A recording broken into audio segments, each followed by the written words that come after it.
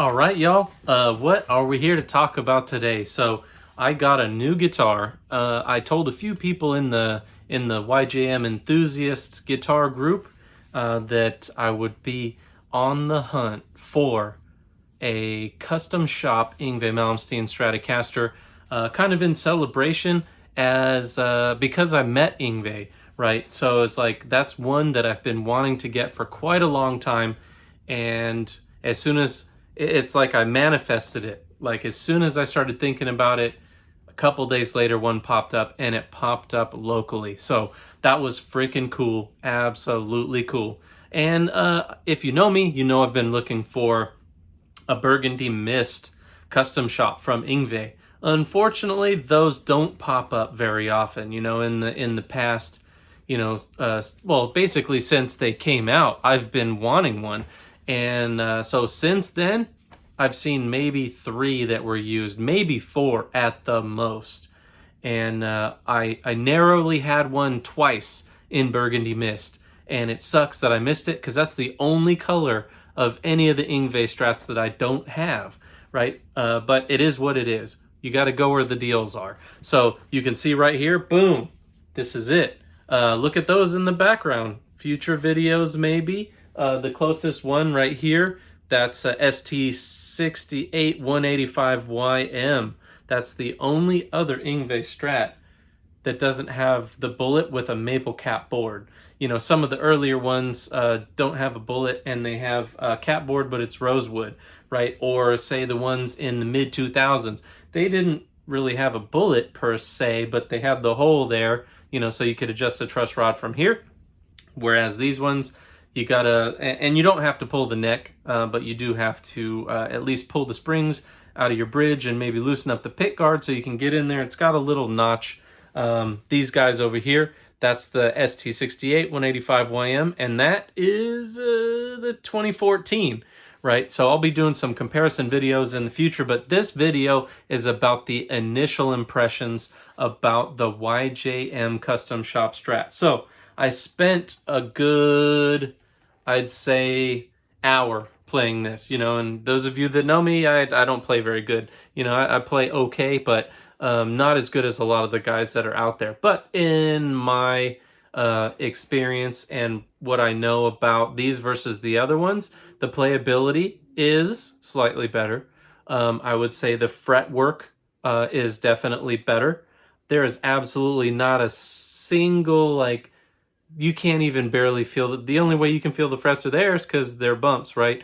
You know, on some of the other production models, you'll get a little bit of overhang. It'll catch your fingers. I mean, I've even got little cuts here and there. It's not very often, and some of them are old, so it could just be because of, you know, moisture and things like that, and the aging of the wood expanding and contracting, right? You know, but there is nothing but smoothness there. Obviously, this one's a maple cap, so it's got that little maple cap board right there on the top. One thing to notice, and I'm not comparing them right now to the others, but the frets themselves, the scallops rather, between the frets are not quite as deep as, let's say, the 2014 model. Not quite as deep, right? Which it's not a big deal. These guys have super jumbo frets, so they're still huge, and you don't touch the wood, so it's not really a big deal. It's more of an aesthetics thing, I think. I got used to seeing the big, humongous scallops in the 2014, so it's weird to see one that doesn't have that, because that's the one that I like the most, and that's the one that I play. The craftsmanship of the custom shop, though, is absolutely fantastic. You know, I was sharing this with some of the guys privately, but you know, what are you getting when you pay extra for the custom shop?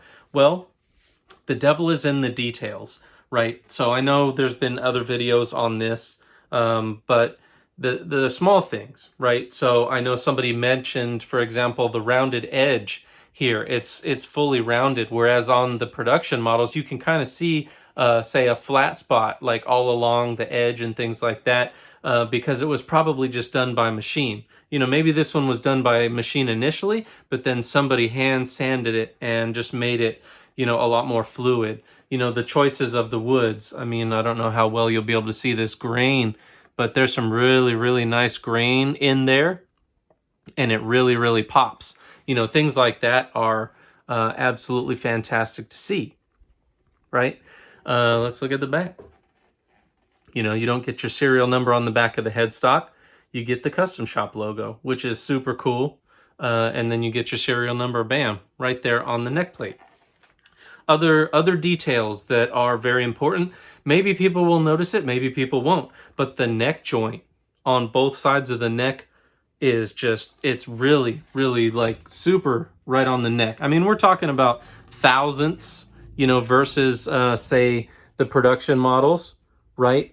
But that, like I said, that's the devil of the details, is those thousandths. Those thousandths make the difference. And that is what you're paying for. That's what you're getting when you're getting the custom shop. You're getting those custom craftsmen, getting down to the last little details of every little thing, all the little nuances, everything. Fit and finish is super tight, you know, comparative to the production models. And not saying the production models are bad at all. They're absolutely fantastic guitars as well. This one is just that cut above, right? So if you're asking, well, why the heck does it cost, you know, double or more what you're going to pay for a production model? Well, the production models, they still have to have a certain level of hand fitment just because of the guitar that it is, right? And they're still very well-made guitars. But if you're getting yourself a custom shop, I mean, it comes from the top luthiers, right? So they got to pay them a little bit more money because they're the best luthiers. They make sure your neck joint fits right. All the hardware is set up very, very solid. You know, every last little detail, like I said, with the frets, like, I don't know if I have another guitar that has this nice of a fret job or fret work, whatever you want to call it. The grain of the woods, you know, and not all of them that I've seen have that. Let me see if I can get this grain on there, maybe not, but you know, the grain is very nice. This is flat sawn, and it's got some very, very cool, almost looks digital right on the side there. I think I showed you already, but just look at that freaking grain. That is awesome. As far as it plays, you know, they all play really, really well. And to be fair, obviously, you know, I'm going to like my guitar set up a certain way, which probably isn't terribly far off of Yngwie's setup. I like a high action, and I do like his strings, so I'm going to put bullets on this one, and I'm going to float the bridge, because this one, you know, I don't know if it was set up by whomever the previous owner was, because I did buy it used, but the bridge isn't floating. And I don't really use the whammy bar that much, but I definitely like to float the bridge. I think it does some cool stuff for the action and note sustain. But that could just be my opinion, who knows. Overall, though, the custom shop, you know, is it worth the extra money? That's up to you. That is absolutely up to you, whether you can decide that or not. You know, some people spend a heck of a lot more money on different guitars, right? But you know, like they say, for any trade or anybody who does anything that takes some creative talent, right? You're not paying for the product. You're paying for the years of experience behind that allows them to be able to make this product, right? So is it worth it? To me, absolutely. To you, maybe it won't be. You know, maybe you won't notice those differences or appreciate those differences. But if you like instruments, say, from a art perspective, you know, this one, absolutely. You know, it's the best of the best as far as the Yngwies go. I really dig it. You know, I really like the lack of a bullet. Some people love that bullet. I still love the bullet too. But man, it blows me away. Absolutely blows me away. If you're thinking about it, just get one. You know, I'm still probably going to get a burgundy mist one. So I've let the cat out of the bag on that one.